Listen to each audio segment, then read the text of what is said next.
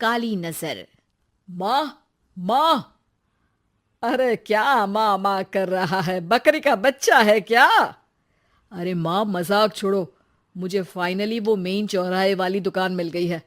अब देखना, आपका बेटा दुगनी स्पीड से पैसा कमाएगा। उफ, वो ये क्या? मेरी ऑनलाइन मेकअप क्लास चल रही है। इतनी जोर से क्यों बोल रहे हो आप दोनों? अरे मेरी धर्म पत्नी जी, मेकअप क्लास बाद में करना। वो चौराहे वाली दुकान मिल गई है हमको। अरे वाह! रुको, मैं अपनी माँ को फोन लगाकर बता देती हूँ। अरे मैं भी अपने रिश्तेदारों को बता देती हूँ। कितनी खुशी की बात है। हाँ हाँ, मैं भी अपने दोस्तों को बता देता हूँ। 1 हफ्ते बाद रजिस्ट्री है। बस, घर में खुशी का मौका था। उन तीनों ने अपने अपने फोन उठाए और लोगों में बात फैलाना शुरू कर दिया। और रही सही कसर श्वेता बहू ने अपने पड़ोस में सबको बताकर कर दी। अरे वर्मा आंटी, अब हम भी जल्दी कार ले लेंगे। घर का रेनोवेशन होगा और ठाट से रहेंगे हम भी। अरे, ऐसा क्या हुआ? लॉटरी बाटरी लग गई है क्या? अरे, इस बार चौराहे वाली मॉल में हमको भी दुकान मिल गई है। दुकान नंबर 21, जो एकदम चौराहे पर है। अब ग्राहक बढ़ेंगे तो आमदनी भी बढ़ेगी ही ना। अरे वाह, कितनी खुशी की बात है। मैं बहुत खुश हूँ तुम्हें इतना खुश देख के। बाकी एक बात कहूँ, सबको मत बताते फिरना। किसी की नजर लग जाएगी तो खुशी की खबर वापस लौट जाएगी। हैं? ऐसे थोड़ी ना होता है। अब डरा रही हो। अरे सही कह रही हूँ। काली नजर कहते हैं इस चीज को, जब आप किसी को कुछ बताओ और वो काम बिगड़ जाए। अरे लेकिन मैं तो। तुमने सबको बता दिया ना? हाँ, फोन लगा लगा के। अब बच के रहना। काली नजर बड़ी खतरनाक होती है। श्वेता इतनी खुश रहती है कि वो वर्मा आंटी की बात पर ध्यान ही नहीं देती, जबकि पड़ोस में और भी लोगों से खुशी की खबर शेयर करती रहती है। अगले दिन राजेश बहुत दुखी होकर घर आता है। अरे बेटा, क्या हुआ? मुंह क्यों सूजा हुआ है? मधुमक्खी ने काट लिया क्या? माँ, वो दुकान किसी और के पास चली गई। किसी ने ज्यादा भाव लगा दिया। अरे पर बात तो आपसे हुई थी ना उस दुकान वाले की। हाँ, आज मैं टोकन अमाउंट देने गया था, तब मुझे पता चला। कोई आकर सुबह मुझसे पहले ही ज्यादा अमाउंट दे गया। हम्म, काली नजर। क्या? क्या कहा? वर्मा आंटी ने समझाया था कि किसी को बताना मत, वरना काली नजर लग जाएगी। अच्छा, तुम्हें उनकी बात मान लेनी चाहिए थी। उनकी बात मान लेती, लेकिन उसके पहले ही सबको बता चुके थे ना हम तीनों। अरे अगली बार से ध्यान रखेंगे। कोई भी नई चीज होगी तो किसी को नहीं बताएंगे। तीनों कुछ दिन ऐसे ही रहते हैं, पर एक दिन श्वेता को एक मेल आता है। राजेश, मेरा ऑनलाइन मेकअप कोर्स कंप्लीट हो गया। अब मैं खुद का पार्लर खोल सकती हूँ। अरे वाह, अपने मोहल्ले में ही खोलते हैं। ये जो घर के सामने दुकान है ना, वहीं। हाँ, यहाँ सस्ती भी मिल जाएगी। अगले दिन श्वेता वर्मा आंटी के पास जाती है, मिठाई का डब्बा लेकर। अरे आओ आओ, कैसे आना हुआ? जोर से नहीं बोलूंगी। वो सामने वाली दुकान है ना, वहां मैं अपनी पार्लर की दुकान खोलने वाली हूँ। उसकी मिठाई है। अरे वाह, बहुत बधाई हो तुमको। हाँ, मैं कमाने लगूंगी तो राजेश पर पूरे घर का बोझ नहीं रहेगा ना आंटी जी। ये तो है। पर ये बता कि तूने ये बात किसी और को तो नहीं बताई ना?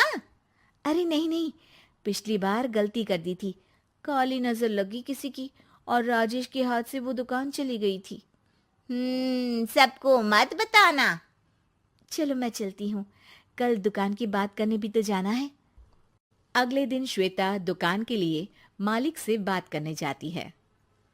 अरे लेकिन दुकान तो हम कल रात को ही किसी को दे चुके हैं। कल ही? हाँ, कल ही। 2 दिन बाद कोई यहाँ पार्लर भी खोल लेगा। अब कहीं और दुकान देख लीजिए। अरे पर हमको भी तो पार्लर ही खोलना था।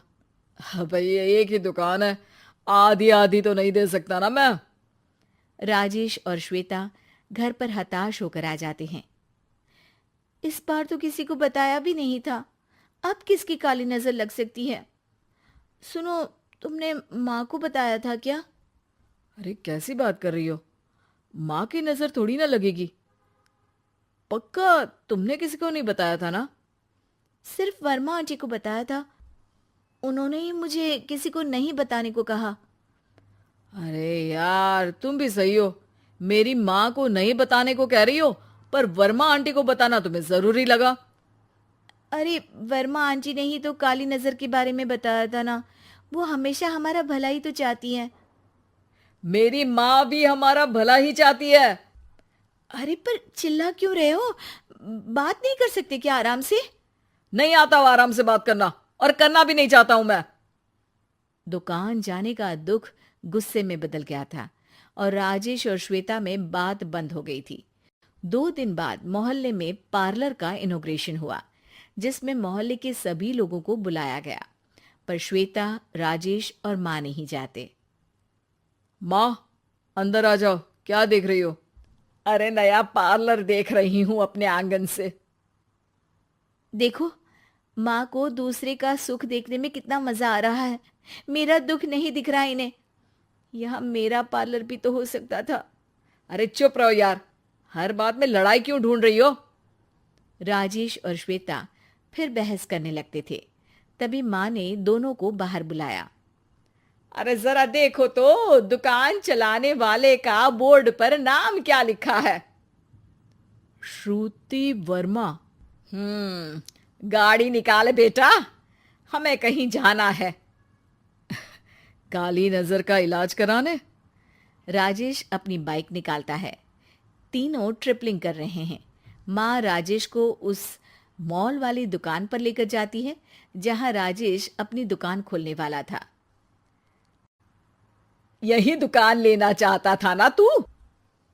हाँ, पर इनको भी दुखी करने लेकर आई हो क्या यहाँ पर दुकान दिखाकर? वह काफी नहीं था?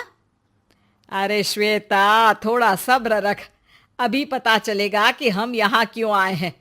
बता, इस दुकान चलाने वाले का नाम क्या है? अनुपम वर्मा। कुछ समझ में आया?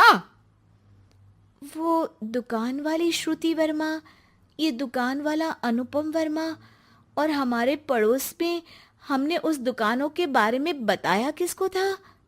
अब वर्मा आंटी को। मतलब वर्मा आंटी ही हमारा काम बिगाड़ रही है? नहीं नहीं, ऐसा नहीं हो सकता, ये बस इत्तेफाक है। राजेश अपना फोन निकालता है और श्रुति वर्मा और अनुपम वर्मा के नाम फेसबुक पर सर्च करता है, जहां ये दोनों ही वर्मा आंटी के रिश्तेदार होते हैं। श्वेता को समझ में आ जाता है कि वर्मा आंटी की ही नजर खाली नजर है। अब क्या करना है? कोई भी खुशी की खबर हो तो काली नजर से बचना है, यानी वर्मा आंटी से बचना है।